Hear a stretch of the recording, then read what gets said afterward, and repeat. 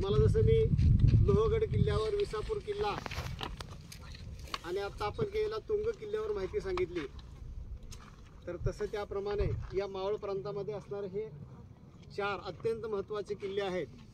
परंतु ह्या पवना धरणाच्या पलीकडे आपण विसापूर आणि लोहगड पाहिला. इतिहासामध्ये विसापूर आणि लोहगड हे सर्वांना परिचित आहेत. या डोंगर माथ्याच्या पाठीमागच्या बाजूला असल्यामुळं आणि पवना धरणाच्या बाजूला असल्यामुळे हे किल्ले तसे ज्याला काय म्हणतो की ओळख नाही आहे आणि फारसे पर्यटक येत नाहीत. जे ज्यांना ओळख आहे, माहिती आहे ते येतात. शिवरायांच्या पुरंदर तहामध्ये जे आपण 24 किल्ले राजा म्हणजे मिर्झा राजे जयसिंहाला दिले, त्यामध्ये हा तिकोना एक किल्ला होता. आता आपण ज्या माथ्यावर आलोय त्या माथ्यावरून जर तुम्ही निरीक्षण केलं तर तिन्ही बाजूला 3 ध्वज आहेत.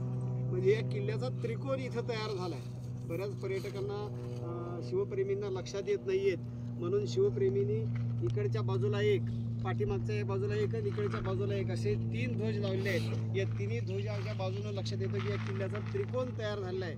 आता जे आपण उभा टाकलेलो आहोत तो एकदम किल्ल्यावरचा माथ्यावरचा जो भाग आहे. म्हणजे या मावळ प्रांतामध्ये कोकण आणि मावळ प्रांत म्हणजे पुणे प्रांत या दोन्ही प्रांतावर लक्ष देता येत होतं सहजपणे.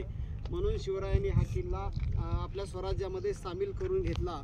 आणि पुरंदरच्या तहामध्ये जरी हा किल्ला मोगलांना दिला असला तरी त्यानंतर लगेच 2 ते 3 वर्षांनी परत मराठ्यांनी हा किल्ला आपल्या स्वराज्यामध्ये सामील करून घेतलेला आहे.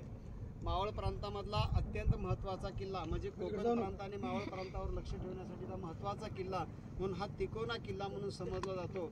ही जी सह्याद्रीची डोंगर रांग आहे आणि याच्या बाजूला जर पाहिलं तर तुम्ही हे सगळं पवना नदी आहे आणि त्या पवना नदीवर हा बांधलेला जो ज्याला पवना डॅम म्हणतो तो पवना डॅम म्हणजे जे धरणाचा जो भाग आहे तो म्हणजे पूर्ण विस्तीर्ण हा जो पूर्ण जलाशय आहे तो तुम्हाला दिसून येईल. अशा पद्धतीने हा असणारा तिकोना किल्ला. बोलो भारत माता की जय भवानी, हर हर हर हर जय श्रीराम. आता आल्या मार्गाने